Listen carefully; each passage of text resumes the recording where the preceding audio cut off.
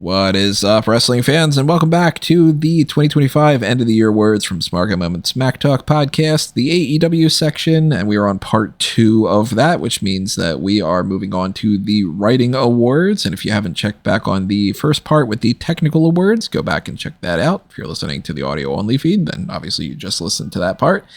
If you don't know who we are by now, I don't know. I'm Tony Mango, joined by Rob DeFelice and Callum Wiggins, and we are rolling along here to talk about the best and the worst of the year for AEW, the way that we always do, and we always want to know what you have to say as well. Just drop your comments below on whatever platform it is you're listening to us on, and you should know the usual setup of our plugs and stuff. If you don't, I don't think it's going to make a difference for me to plug it again right now out of the End of the Year Awards in part 2 section or whatever.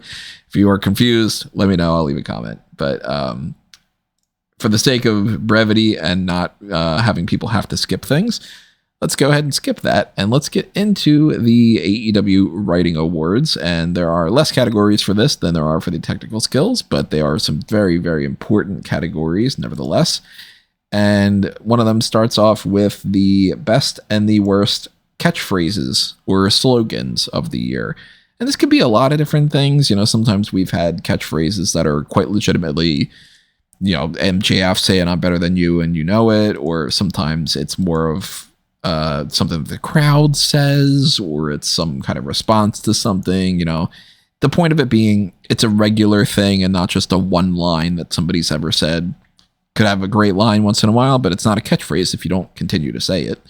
And the slogan could be even sometimes a moniker of somebody or whatever. And that is where I get into my repeat that I've said before, and I'll say it again, and I'll keep saying it.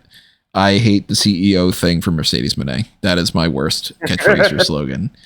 It's just stupid to me because it's very much, I can't call myself the boss. So I'm going to call myself the CEO because that's bigger than the boss or whatever. But what do you mean the CEO? What are you the CEO of? You're not. And it's not a means of like, oh, and that makes me feel like I hate the heel. It makes me go, okay, so the writers can't think of anything better. So what was she the boss of? Even that. I didn't really love that either. But at least that's like, I don't know, it's got a little bit more flair to it than the CEO to me. It's like, oh, then is somebody else going to come out and be like, I'm the CFO. I'm the treasurer. Fuck you. At least she didn't say there's a price to pay when you mess with Mercedes Moné this year like she was trying to get over before. She definitely did say that. I have that listed. Yeah, I wasn't going to remind you if you didn't hear it, but she definitely. I mean, I have it down as it's that / the other one, but she doesn't say that anywhere near as much as the CEO one. Like, I don't need to change so the CEO one's every single time on repeat, so that wins out more just for quantity and quality, lack of thereof. On the best side of things. Yo soy Chisero. Yeah, I mean that's mine just because it tickles me and it makes me laugh. And it's so stupid, and I love it. And I just will forever think of the bit that he did with Danielson on Triller when the American stream was on a commercial break, where he's like, "Yeah, yo soy Hechicero, right, Don?" And Callis is like, "Do you wrestle anybody like him, Brian?" And Brian just goes, I wrestled Hechicero. So that's definitely my pick for best. Worst? I'm trying to think. Like, I don't think there's any catchphrase out there that's really bad, because even like my runner-up would have been, "Let's go Max, you're the best wrestler alive." Like, it's just fun for me. That's another option that I had down as a possible best, because I love that too. Yeah, if I can't think of worse, maybe Callum will jog my memory. Yeah. So you've got a few on here. I got the "there's a price to pay when you mess with Moné," because I think it's just too wordy and scripted. I've got as one of my worst, "Let's go Max, you're the best wrestler alive." because it's brought back Max Caster back, and that's a bad thing. So We got "We Bring the Party" from the frat house because that sucks and the whole group sucks. I didn't even know that was their catchphrase. Yeah. Got "I Called a Sang Bitch" because it's funny, but like it's come a bit one note. It's getting a little one-liner, kind of. Got definitely at least some point this year, Roderick Strong screamed Adam, and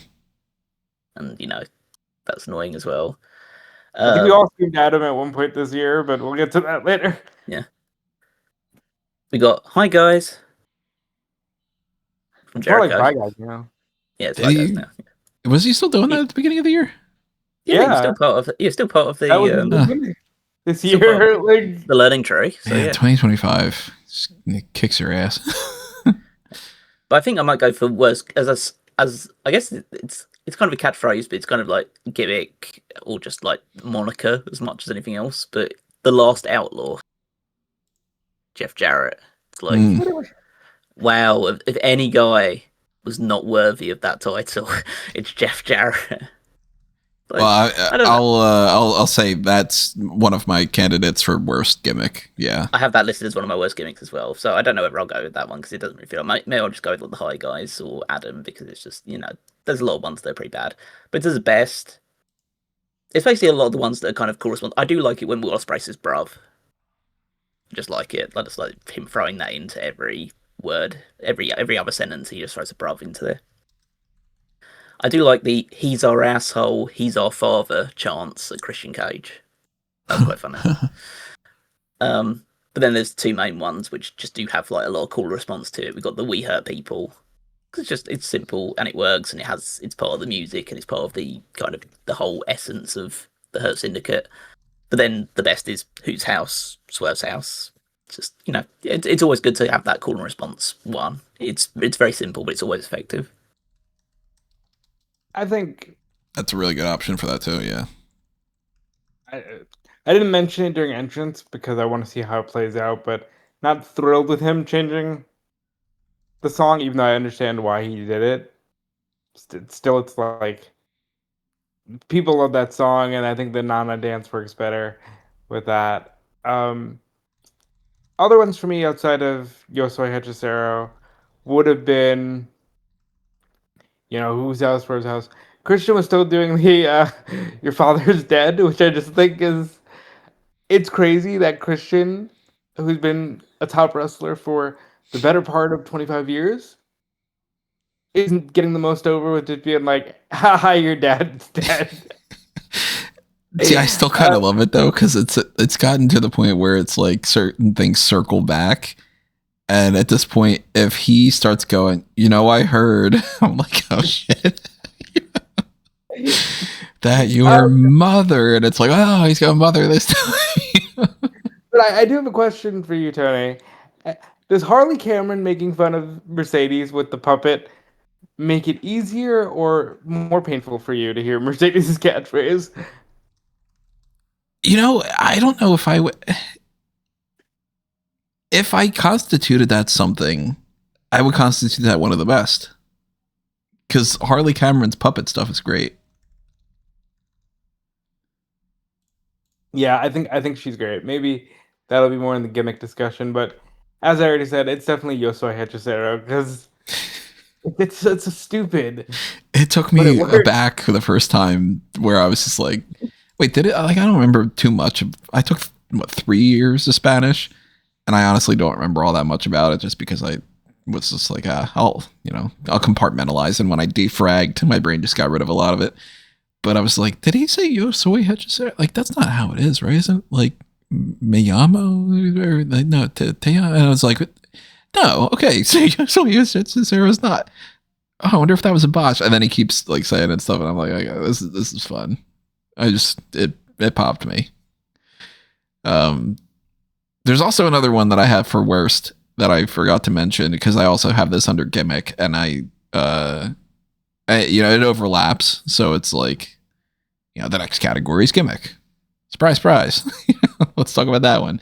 So that's more character based, and that, of course, catchphrases and slogans are a part of it. So sometimes you really hate the catchphrase, you hate the gimmick enough, or vice versa.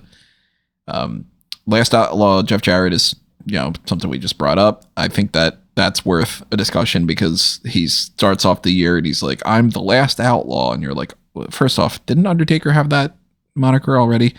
And then number two, how much of an outlaw were you, Jeff? And then number three, so I understand why this is bothering you now. He'd been calling himself that for he started calling himself that when he was doing WWE, NWA, and GCW at the same time. Huh. He's like, I can do that because I'm the last outlaw. I was wondering why that was bothering you now, because I'm like, I hadn't seen anything from Jeff Jarrett this year. But I mean, it's even worse to start off the gimmick being like, I'm going to go on my retirement thing, and I think I've got one more run left in me, and then for it within 3 weeks to be like, it's actually, we're not going to do that, and can you just not even be a part of the year at all? So that's up there for worst gimmick to me. I also, just not being an ROH watcher, I don't quite understand why this is the third, or is it the fourth year that Billy Starks is just an underling for Athena. Like, she still hasn't broken out of that. And it seems like maybe that should have ended. But I don't know for certain, but I'm gonna just say that it feels like to me something we rag on WWE a lot for, which is, well, she's so young. That because she literally, I'm pretty sure Billy just turned 21 maybe a week ago. So they're just like, she's so young that we can just keep her under Athena for however long we need to. The carryover that I have, though, between worst slogan, catchphrase, and worst gimmick is Big Boom, AJ, Big Justice, and the Rizzler. This should not be a thing. Why are people so fucking stupid? Why do people like, oh, it's a chocolate chip cookie, I'm gonna give it a boom, and everybody's like, like, that's it. That's all you need. No wonder you people voted the way that you voted.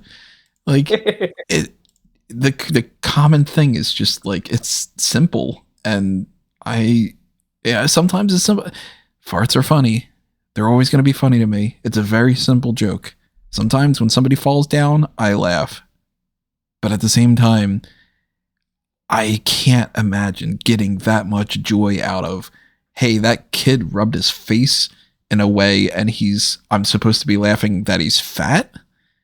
Is the joke? No. Poor kid. And you call him the Rizzler. Okay, you're just like, this kid, like, that's awful. And then he has nothing to do with that family, does he? So why is he hanging around? And why, like, let's get the guys that eat cookies at Costco to wrestle. Why? I love that this turned into a whole thing of you burying a popular TikTok from 3 years ago. I just don't get it. And then again, it's the same with a lot of other things. I don't understand why things are popular. And it's not like, oh, it's because you're old. I would have hated this stuff back then when I was a kid too. Like, I just do not connect with some mainstream things like that. That's my worst gimmick. Okay.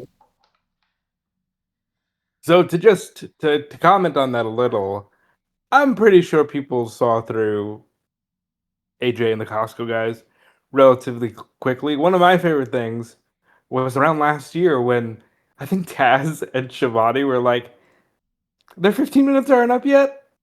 Like, as the guy's making his entrance to the ring, they're just like, well, this can't be going on for much longer.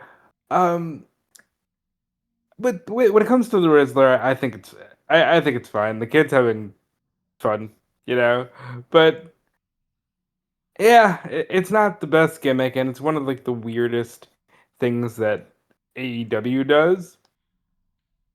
So that might get mine as well, but I think one of the gimmicks that really annoys me, this is gonna sound mean, why is the frat house a thing? Why is the Dark Order still a thing and not being used at least in the AEW tag division? We lost the Jericho gimmick was so bad that he just left the fucking company. Yeah, so that's frustrating. Um, there's a few, but nothing stands out to me as like, oh, this is so abhorrent to me. Quite like I mentioned it in the previous section. I I just want to see the Young Bucks be the Young Bucks. I really like. I'm good on having them change. I don't ever want to see them turn on Kenny Omega again. I don't want to see Omega turn on them. I don't want to see them turn on Hangman or vice versa. Like they played it out enough. I hope this is the last year we ever see the Elite fight in any way that isn't, hey, a title's on the line here, so this is a respectful, match between friends. Yeah, so under kind of worst, I have Lost Outlaw, Jeff Jarrett, Frat House, because what was the point? Learning Tree, because it was, like just a bad way for Jericho to end, and Dark Order, because why Dark Order still around? And actually, so when I don't have listed, but I just like remembered off the top of my head that this is definitely the worst gimmick of the year. The Acclaimed. Yeah. I'm putting it like that because it's like, why are we doing this can they coexist tag team situation with two guys that are nowhere near at the level of overness that they were when they tried to do it? And the idea of potentially bringing them back together and telling this story, which seemingly, from what I can gather, even though I haven't looked into it, seems to be mostly been told through social media.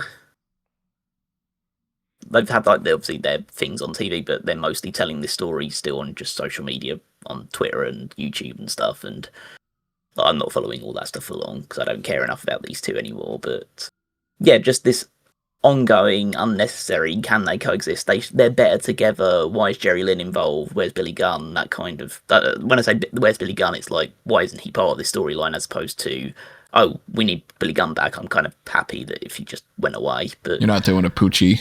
Every time Billy Gunn's not on screen, everybody should be asking, "Where's Billy Gunn?" Yeah. But just the overall story and the overall like gimmick of this, we need to bring the Acclaim back together is bad. We do not know yet for sure if they can or cannot coexist, though. So, best gimmicks. I mentioned I liked Harley Cameron's stuff this year of just being kind of just a messy lunatic in one way or another. The puppet stuff was fun. The like her tag team with Willow is fun. Yeah, Harley Cameron's just a fun character. I like how simple the Hurt Syndicate is. Quite literally, we are called the Hurt Syndicate. We hurt people. We go out there and we beat them up. It's pretty solid enough gimmick. I'm probably going to go with the whole poor Young Bucks thing.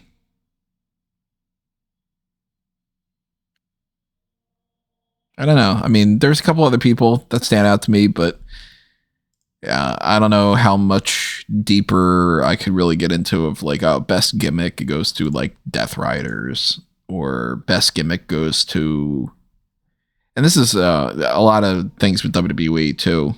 When the vast majority of people are just, I'm a wrestler, it's really hard to have like a best gimmick.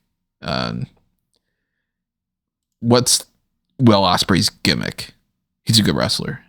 What's Kazuchika Okada's gimmick? He's a good wrestler. That's his bitch. The only thing that I would say is that this is like perpetually the AEW Orange Cassidy award for me, because Orange Cassidy is an actual gimmick and it's amazing. And I can't sing enough praises for Orange Cassidy.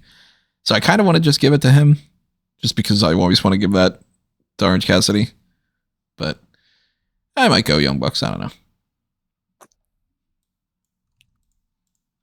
Best for me this year, I really like how the Death Riders turned it around. I really enjoy. I don't agree with you. I think Okada does have a gimmick. His gimmick is that he's rich. He's rich. He makes a lot of money. He looks better than you, and he is better than you.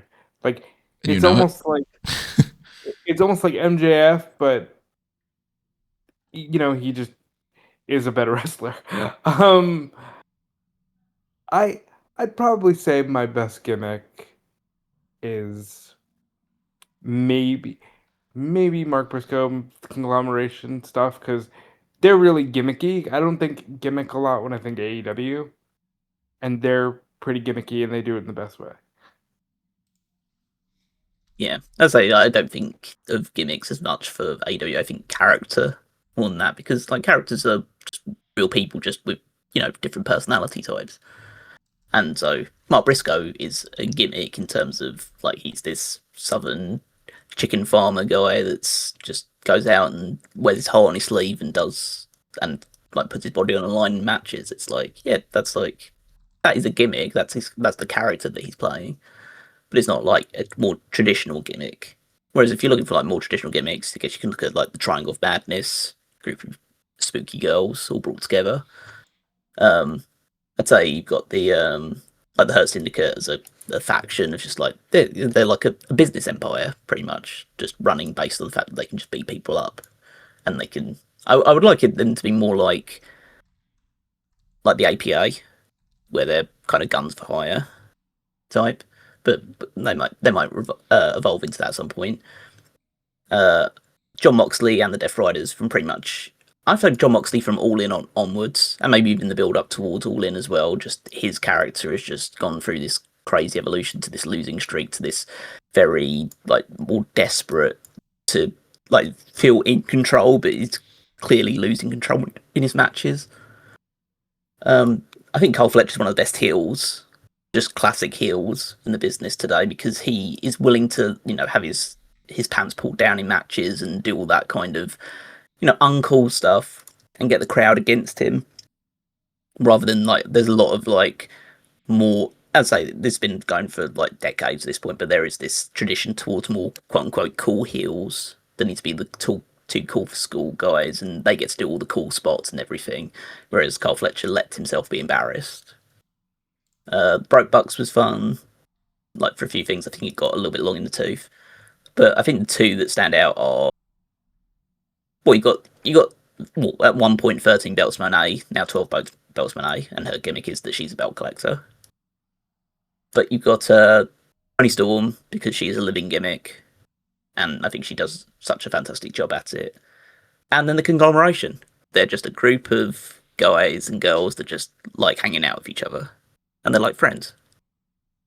That's like, that's a strange thing to have, just a group of just outcasts all coming together and just hanging out and conglomerating together. So I feel going Toni Storm, because like she puts so much effort into what she does, and she might not be everybody's cup of tea, but I think the effort needs to be applauded for what she does. Best and the worst title reign of the year can go to people in ROH. It could go to people on AEW proper. And there are way more belts this time around to pick from than any other time frame. You've got everything from the addition of the Women's Pure Championship, which technically just got started, so it's not really like, wow, what a terrible reign for Deonna Purrazzo. She has the belt for a week or whatever.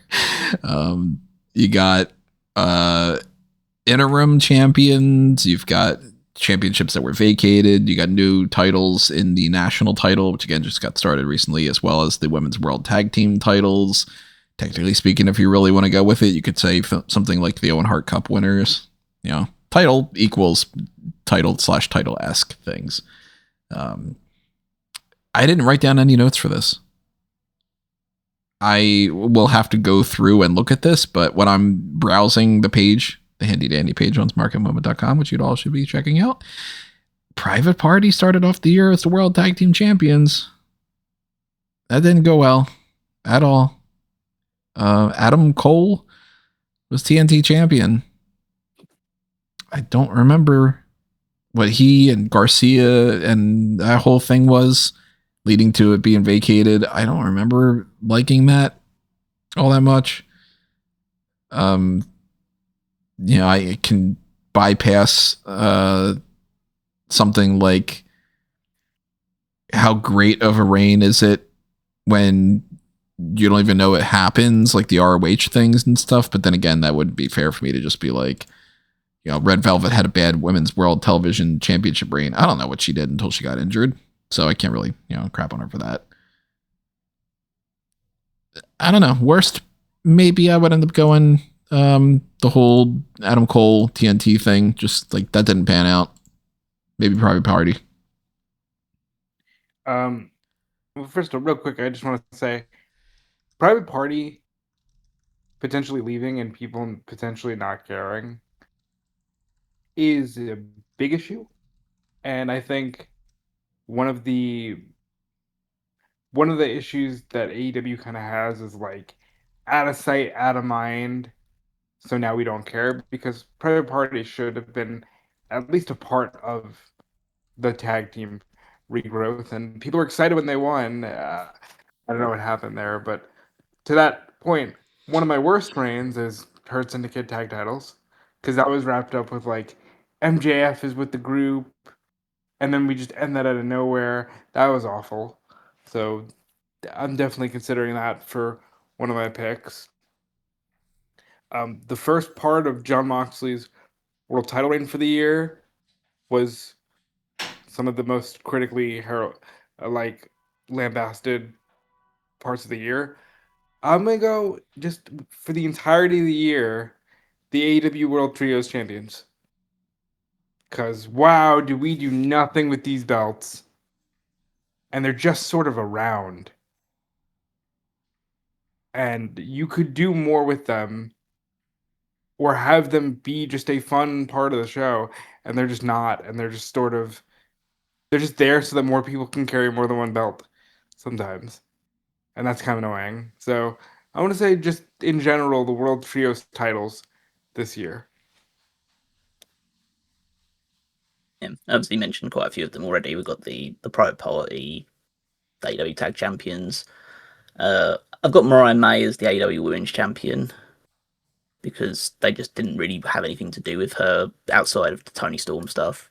I know that carries over from like late in 2024 into 2025, but I kind of don't want to give it to her because she did have that great match at the end of it. So at least the reign ended right, or like her time ended correctly. Danny Garcia as TNT champion. I think that his stuff was pretty bland, and it seemed like mostly for most of 2025, he was just feuding with Adam Cole, and I wasn't very interested in that at all because I wasn't very interested in what Adam Cole was doing at the time. Chris Jericho is the Ring of Honor World Champion, because why? In 2025 is Chris Jericho World Champion? Yeah, I don't understand the idea of just revisiting all of his feuds that they did, where it's like he was the Ocho, now he's the Nueve. How about you? Yeah. You like that retread? No. And then a weird one, which was Mina Shirakawa as the interim Ring of Honor Women's TV Champion. Yeah, it's another one that's like, what did she accomplish? Yeah, because I do like case of like she just held it, and then it pretty much soon after dropped it to Mercedes. It was more of a case of her having to fight for this title and getting to special involvement of that means that they've had to delay the pure women's title even further. So they had to do this just so they can crown an interim champion when they just like eventually found it way back to Red Velvet eventually anyway. But yeah, I think I might go with like Daniel Garcia because I think that's just the most. All the other ones I can kind of understand why they're bad and like they just didn't really. I don't think they were ever destined to really work with Daniel Garcia. I think that was just very disappointing that as soon as he won that title, went through the Continental Classic, and then when he could finally just really kickstart his reign, it was just very, very bland. So it didn't do him any favors. So he had to still join the Death Riders to be like, let's try again. Yeah. Yeah. Whereas that should have been the thing that made it be like, okay, now Garcia's champion, now Garcia's getting pushed, and now it's star-making vehicle title reign. Nope. Didn't work out that way. For what it's worth, Mercedes Moné only held that ROH Women's World TV title for, what, a week? 2 weeks? Oh, yeah. I have a question. Does that mean that, like, Mina Shirakawa is not considered at all to have been a champion? Because she was technically just the interim champion. So she's not part of that belt's legacy. So that's a little weird. But you jogged my memory, and I want to mention Nick Wayne is the current Ring of Honor World Television Champion. No need for an interim champion, right? And they have not even sniffed the idea of like interim and when will he be back? No, it's Well, just I think I saw reports out that saying like that they didn't think that Nick Wayne's injury was as bad as it was, and so if Tony Khan says that if he'd known that the injury was as bad when it started, then he would have crowned an interim champion. But now it's gone so long that he's decided to just leave it on Nick Wayne instead. I still feel like somebody should make a story out of that. Just have somebody come out on ROH and be like, when's the last time we've seen that? And then you could be like, you know what? Actually, you're right. Let's crown an interim champion. And then when he comes back, you can fight him. You know, milk something out of something. Best title reigns.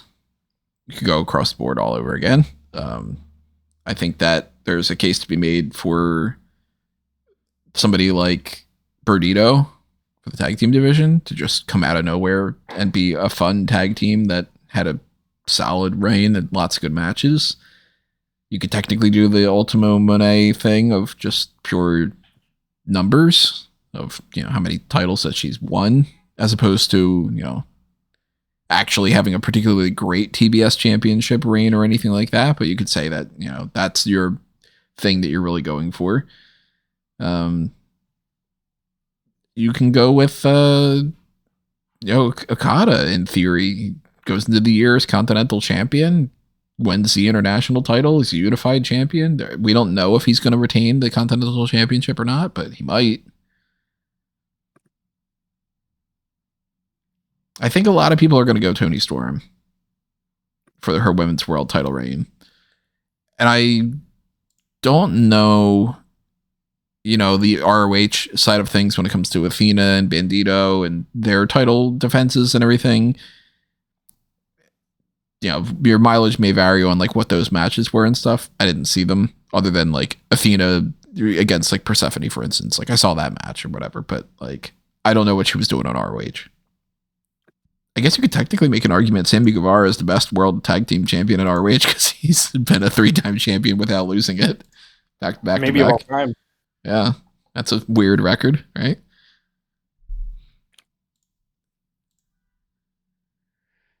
Any other ones that stand out to you guys?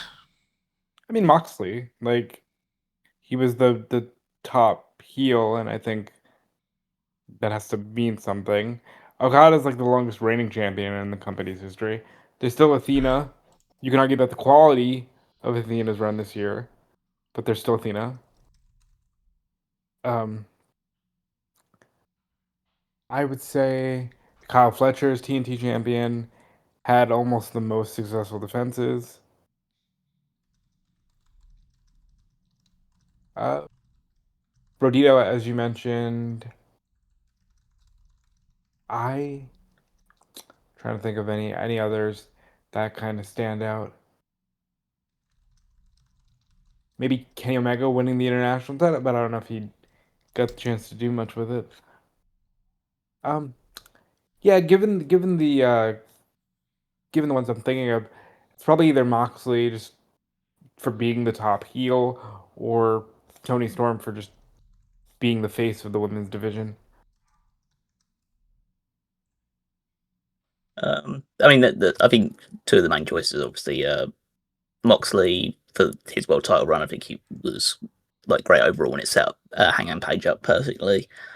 Bandito as Ring of Honor world champion. I just think just had a lot of banger matches and obviously got to be a tag champion as well. Toni Storm's run as AEW women's world champion. I think she had a lot of good matches with Megan Bayne and Mercedes Moné, leading to like the matches with Statlander and everything else as well. So I think that she had a good run as champion and a long run as champion. But I think I'm going to go Mercedes Moné as TBS champion. But she just consistently has really good to great matches pretty much non-stop, and she's been wrestling a lot this year, obviously around the world with all her other title reigns as well. So I think to level up her standard and to like live up to her billing as one of the best wrestlers in the world with this TBS title run, I think, and she's held it the whole year as well. So I think that it's definitely, I think it's a very solid choice as best title reign of the year.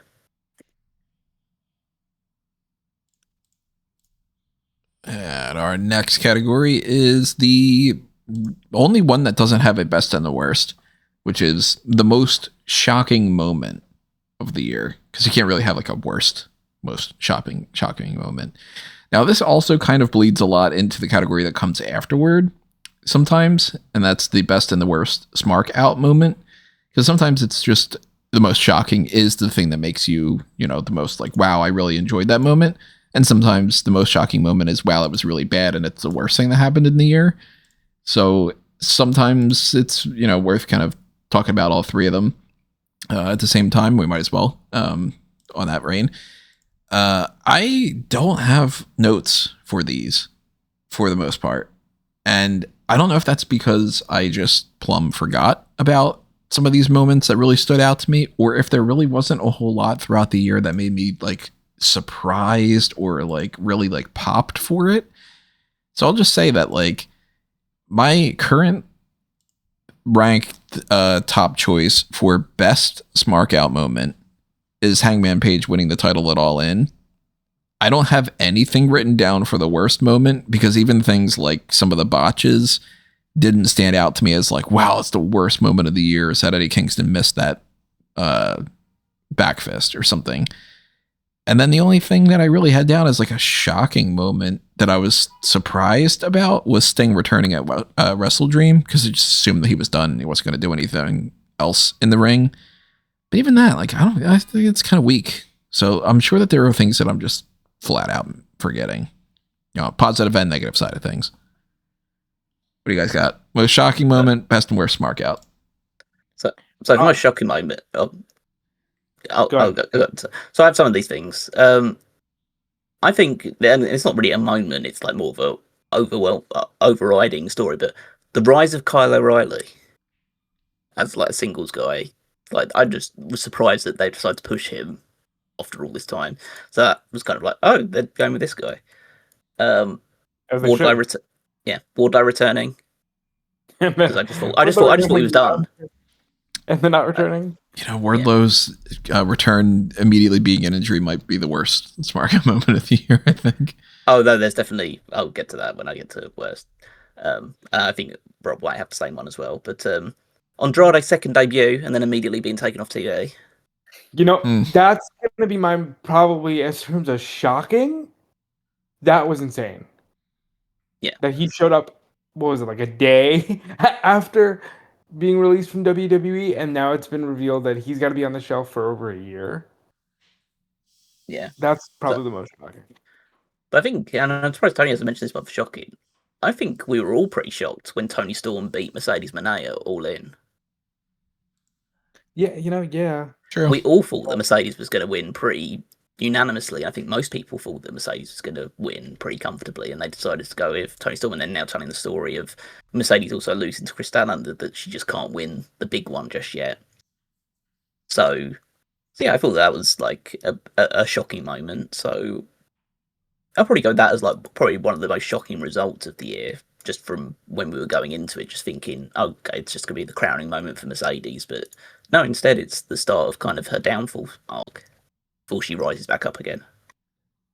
I will also say I was shocked when Athena didn't win, and Athena's just been continuing to hold on to that Ring of Honor title. It felt like it was the obvious moment to call her up and have her win the title, but they still have her in Ring of Honor. In terms of Smark Out moment, yeah. I was going to move on to the Smark Out moment. So worst. So there's a few things. Chris Jericho going out with a whimper, because even though it's like he hasn't been great, it's like that's just the end of Jericho. Was just him walking out into a parking lot and just like swinging a bat at things, and then that's just it. It's just a bit. Doesn't feel like a befitting of your first ever world champion. I've got Jeff Jarrett in 2025 in general. Just no. Just you're not Sting. You can't just make every old guy Sting in this company and just let him do what they want. It's not Sting. Ric Flair still made appearances, so that's obviously always a negative when that happens. Did he this year? Yeah. I'm pretty sure he still. At least he was. At the very least, he was going to make an appearance. And then there's the two main ones for me. One of them is like storyline related, one of them isn't. One is that whole ending to Full Gear with Hook costing Adam Page the title. Not as much the case of like Page losing the title, I don't mind that. It's more of a case of just, a steel cage match with interference and it's Hook, and why are we building a whole main event angle around Hook? It's like, yeah, just not big on that. But I think absolutely the worst moment of the year is Adam Cole getting injured again. Yeah, and I'll start talking here. This was such a sad moment that me and Meg, the person who I was watching with, we stopped talking. There was dead silence for like 90 minutes because it was just like, oh my god, I think he just retired and couldn't even retire because he didn't want to take away from the show. Adam Cole was my favorite modern wrestler, and I was so excited when he joined this company because it felt like Adam Cole in this company was going to be able to be the top level main event guy that we were all worried he wouldn't be on the WWE main roster. Adam Cole's AEW run might be the most snake-bitten run of any favorite wrestler of mine I've ever seen. Unfortunately, it finally felt like, okay, he's, it took them forever, but they kind of got it down to like the 3 Undisputed Era guys. Maybe he'll lose this belt to Kyle Fletcher, and they'll win the trios titles and just have fun trios matches. But Adam Cole still got so much to give. And then it's just, hey, they changed the entire match. And they're saying Cole can't wrestle. And Cole's walking out to the ring just fine.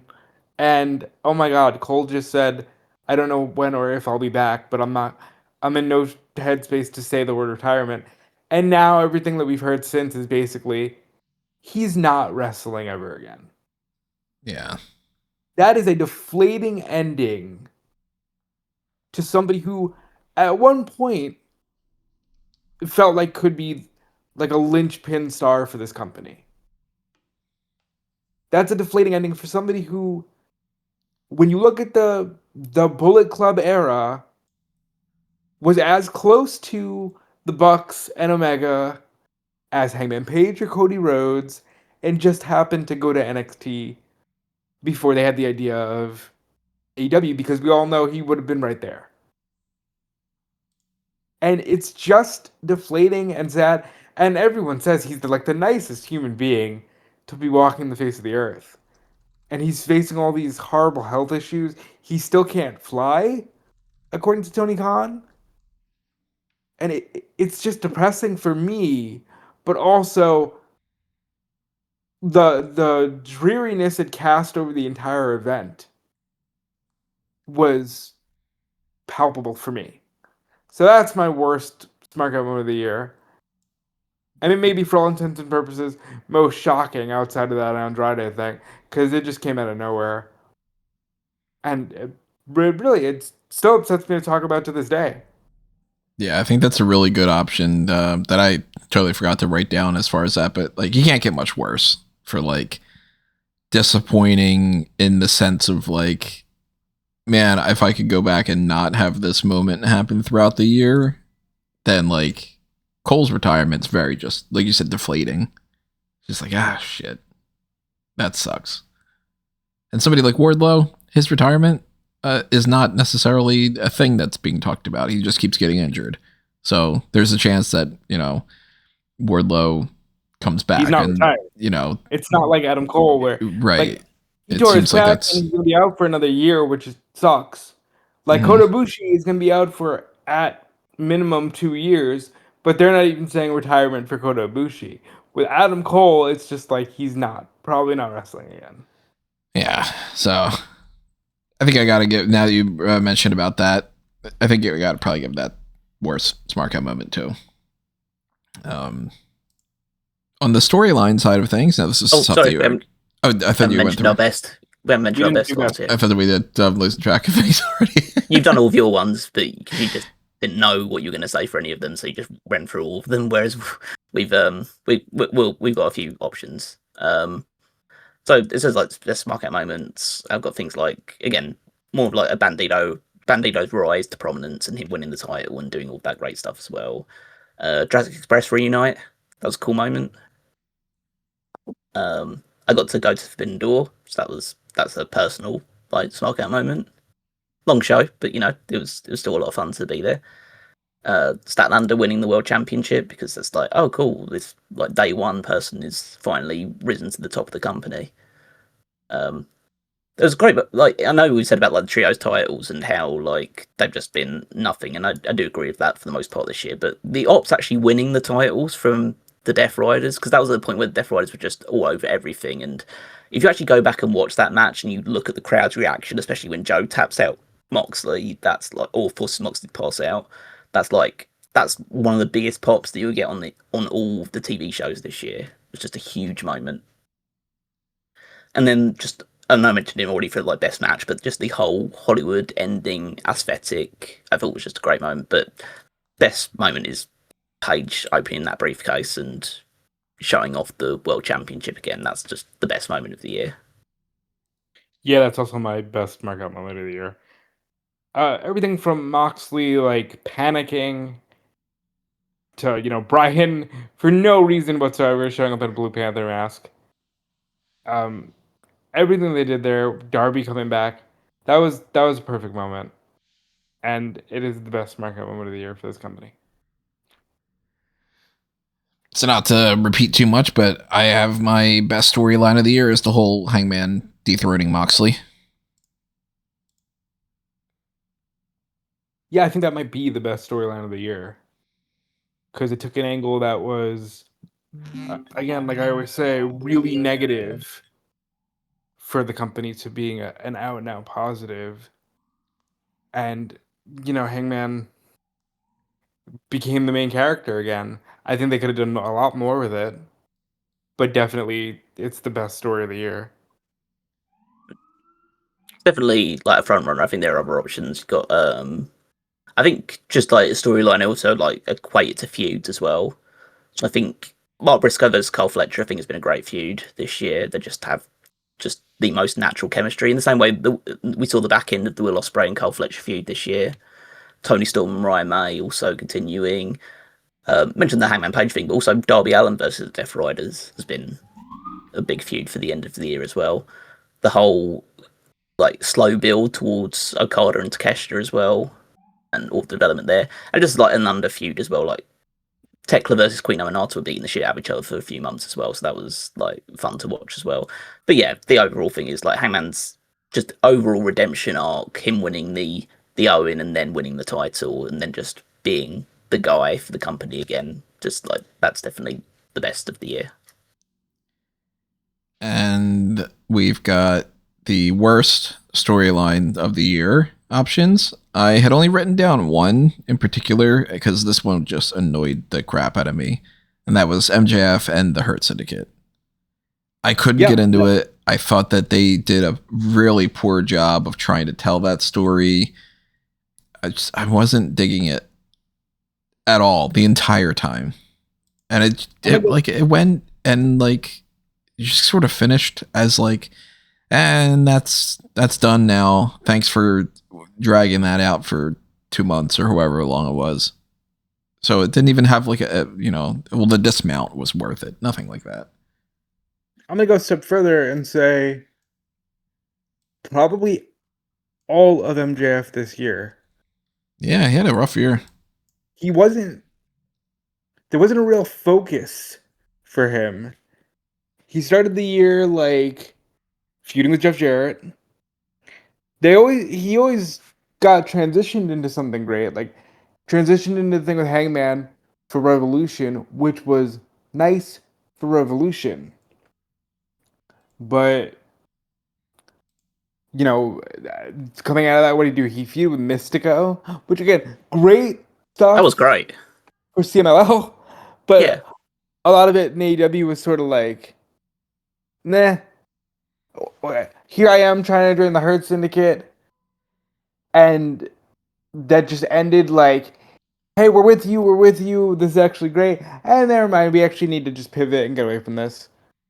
That was like the second time this year. It was just, we actually need to just pivot and get away from this thing we were going to have MJF do. Start with Jarrett and moved on to the Lashley thing. And now, sometimes you just need to do that. Sometimes it's just the right call. But I definitely think it was a weak year for Max. And Max is supposed to be, one of your pivotal homegrown people.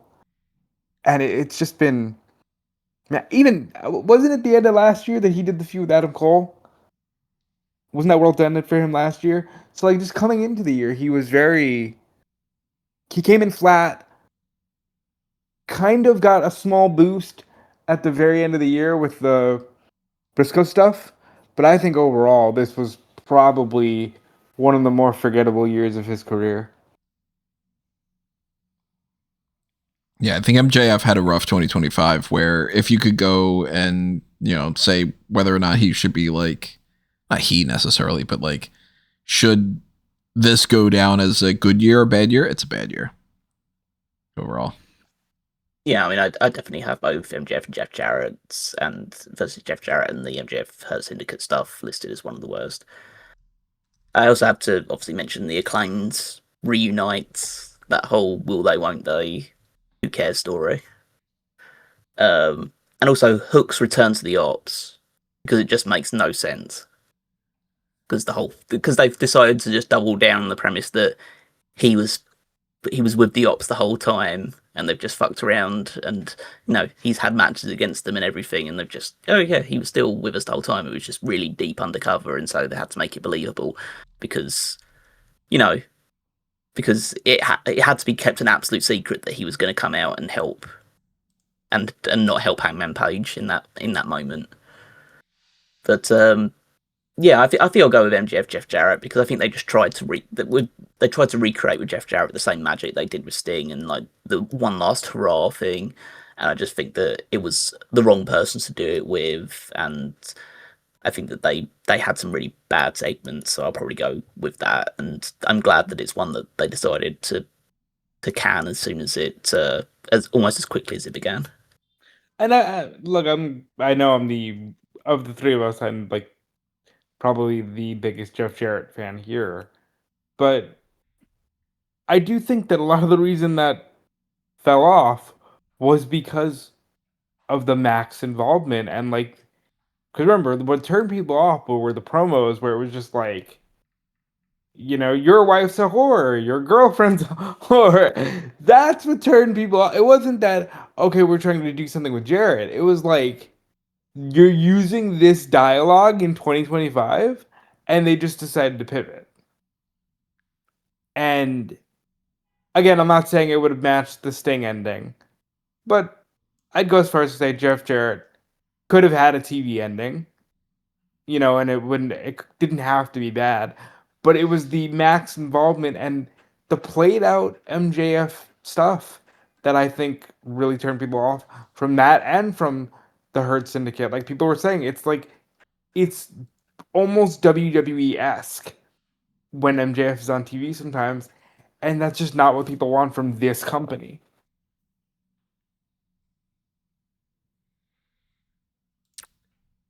And I think we're on the last one, right? We're on the last one for this section. Yeah.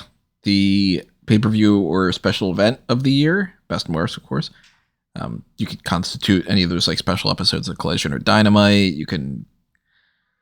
We haven't seen this yet. We're recording this on the 16th, by the way, for anybody that's curious, and it hasn't aired yet when we're doing this. For all we know, maybe it's the AEW Dark stocking stuffer. Could be one of the best or the worst. We already know the results if you want to check out the spoilers for it, but I didn't write down anything for the worst, and I think that that's partially because I don't remember a lot of the specifics about any pay-per-view stuff. I wrote down 2 for best. I wrote down Revolution and All In, and that's also with the caveat that I completely did not see Full Gear.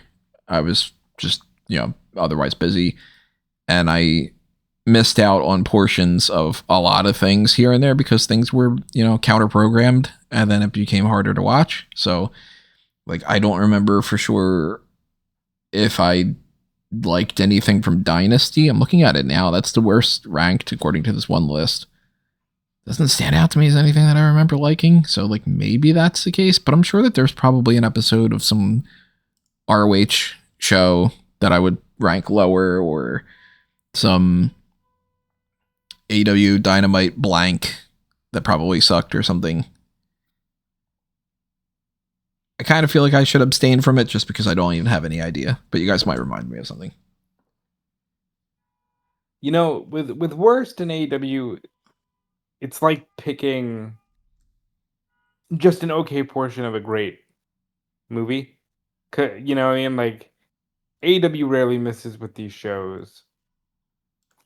For me, I think as much as the rest of the show might have been great, the ending to Revolution was the first time people were just like, what the fuck with this company? So maybe that for Worst, just because I think how you end a show does matter. But my best is Double or Nothing. Double or Nothing was an amazing show. And I, as good as everything else might have been with All In and stuff, Double or Nothing was fantastic. So it does worst. I have two things listed down. First, I have like tailgate brawls in general, because I think that they've just been a bit. You know, we always know the 0 hours stuff were just like thrown together matches and stuff, but I think the tailgate brawls have had some actual like bad matches on them, and a lot of matches that nobody cares about even going into it. And then in at least two instances, they've had the tailgate brawl go straight into the pay-per-view as well.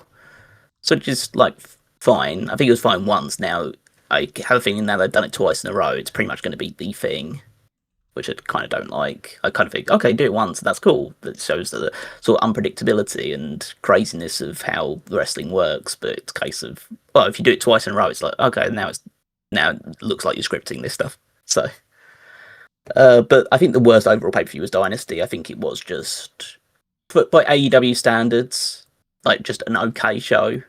Like good, okay to good show. There was some good matches on it. I just think that there wasn't anything particularly memorable. There aren't any matches that I'll go back and make sure to watch again. I think outside of, I think there was the Okada triple threat match, I think, on it that was really good. But other than that, I can't recall too much that was special to worth going back and watching.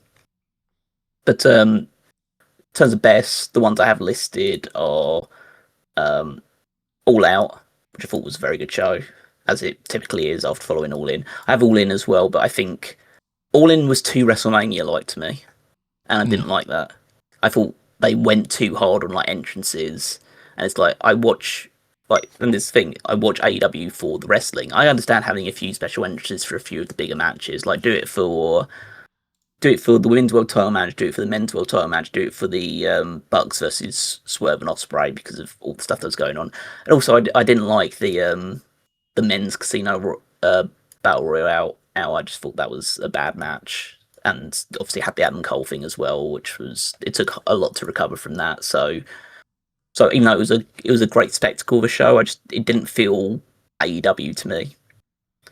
But in terms of a non-pay-per-view but special event, I thought Blunt and Guts was fantastic this year. I thought both matches were great, and the Hangman Page and Will Hobbs match in between it was fantastic as well. And then, but the best pay-per-view I thought was, I agree with Robbie, was Double or Nothing. You have the Hangman Page Will Ospreay match, was one of, if not the best match of the year in many people's eyes. You had the Anarchy in the Arena match, which was a ton of fun. You have Okada versus Mike Bailey, which is one of Okada's best matches of the year. I think you had the Ricochet Mark Briscoe stretcher match was fun. Mercedes versus Jamie Hayter for the Owen women's match was a lot of fun as well. So yeah, I think overall they just had the best quality of matches, and matches to suit different types as well. Like you can go from the Anarchy in the Arena match to two very important tournament finals, which are more traditional wrestling matches. So yeah, but overall I thought that was the best show of the year, which is odd because Double or Nothing typically isn't. Usually Double or Nothing, at least from my rankings, is usually one of the worst shows of the year, but this year really stepped up. And that'll do us in for the writing section of the AEW side of the end of the year awards. So that means we have one more AEW group left, which will be the Performer Awards. We also have to do the 3 sections of the WWE Awards. So stay tuned for those. Click on those videos and all that. Make sure that you are checking out all the stuff that we always plug, the Discord channel. Make sure that if you are on YouTube, hit the like button on these videos. Helps us out quite a bit. If you want to get the early access stuff, keep in mind about the $5 and up tier on the YouTube channel membership. Buy a little merchandise, Redbubble and TeePublic. Keep in mind the amangotree.com material that you can see on the link tree list, all that stuff. And make sure you're following Rob and Callum too. Yep, you can follow me everywhere at DeFelice. And just check out all the other great stuff at smarkoutmoment.com. Yeah, and you can follow me on Twitter and Blue Sky at Wigwest14 and check out my stuff in particular over on smarkoutmoment.com. And stay tuned to the Performer Awards coming up in whether you click on it next or you just stay tuned and it rolls along on the audio only feeds and stuff. But the AEW End of the Year Awards is not quite over yet, nor are the 3 WWE sides. So we're going to pick this back up on our next session of recordings.